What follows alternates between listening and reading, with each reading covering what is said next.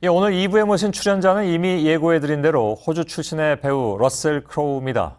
이제는 배우뿐 아니라 감독이기도 하죠. 이번에 자신이 처음으로 감독한 영화를 들고 내한했는데요. 글래디에이터 이후에 우리에겐 설명이 필요 없는 배우이기도 하죠. 만나보겠습니다.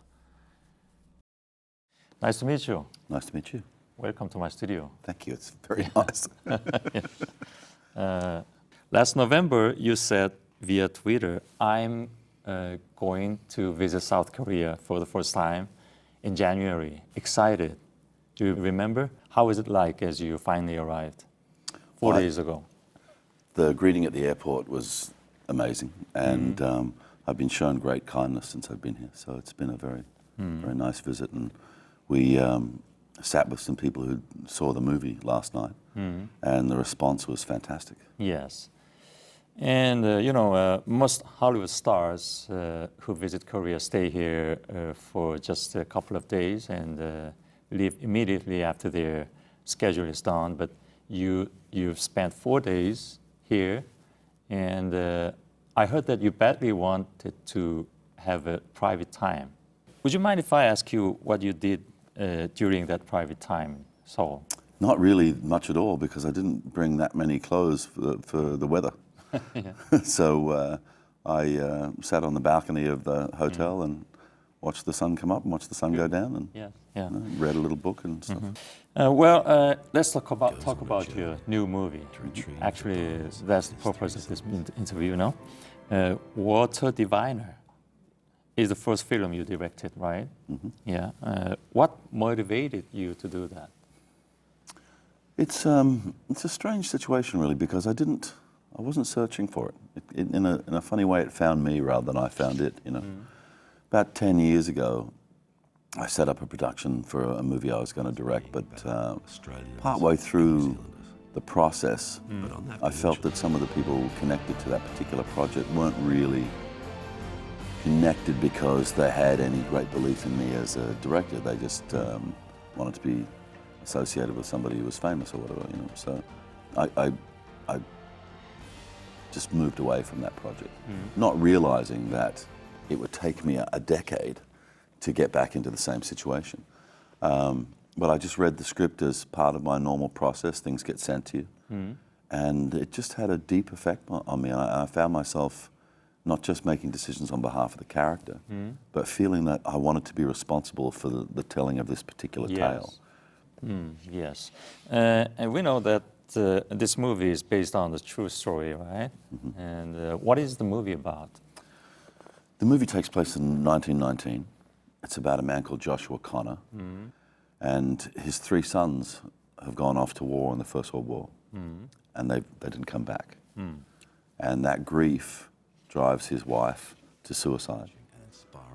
So he's left with nothing. So based on a promise that he makes to his wife at the graveside, he decides to travel halfway around the world to Turkey, essentially looking for the bones of his 3 sons, so he can bring them back home and bury them next to his wife. Okay. Through the course of the story, a lot of unexpected things happen, and the tale takes a turn that you couldn't predict. Okay, please stop that, because I don't want you to be a spoiler of the film. In a recent interview, you said, I'm too old to take a role like Maximus again. And maybe the fans might be sad because I think people still want to see that manly character in your movie again. Yeah, but, you can be a manly person at any age, but there's a certain athleticism that, if you're honest with yourself, it leaves you. And a type of film like Gladiator, getting through that particular production without serious injury was just luck. Because I like to do everything myself. And I've paid for that. I have grade 4 tears in my Achilles tendons. I have no cartilage in my toes. I have shin splints. I have bone marrow edemas under both knees. I have a degenerating hip. I have had 2 operations on my shoulder. I have a rib that pops off my spine and my upper thoracic. I know if something came up that really touched my heart and it required me to be as physically adept as I can be, then yeah, I would go in through the process of preparing my body and do that again if it was something that I felt deeply about, you know. Yes, I understand. Actually, But I'm no spring chicken, Mr. Song. Yes, before I met you, I thought like this.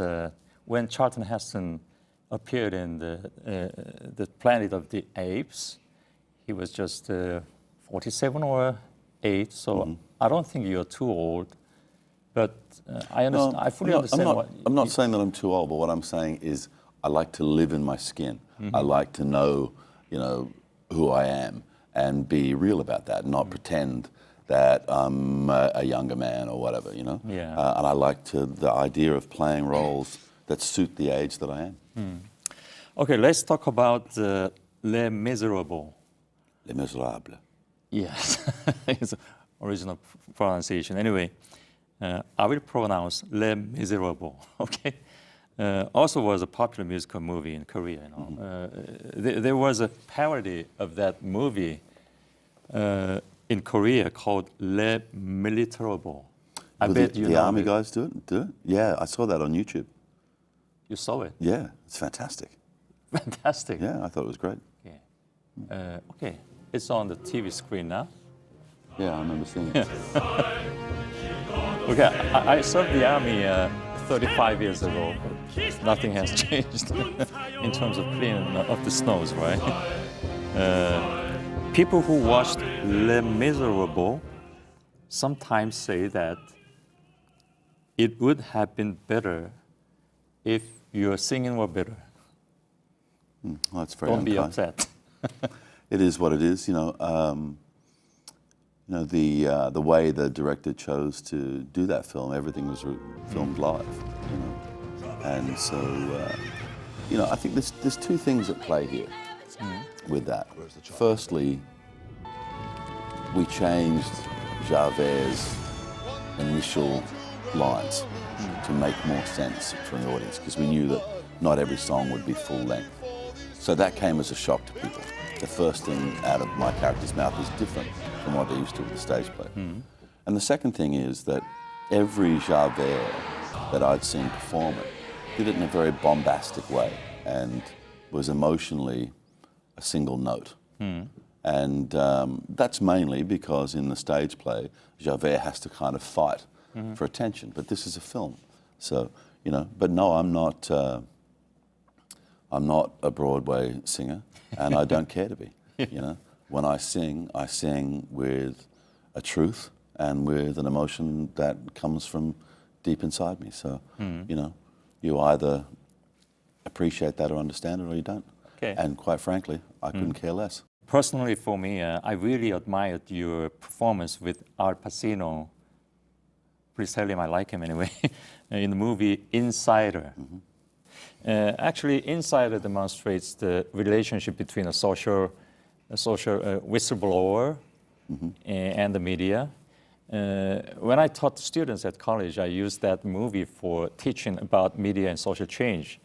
Do you like these kinds of movies that take on the social issues? Yeah, I do very much. Personally, I do very much, you know. I think feature films are a very powerful medium. And, you know, I think there's many examples over the history of cinema where, you know, it's a feature film that puts a particular subject in front of an audience for discussion, you know. The Water Diviner is one such film.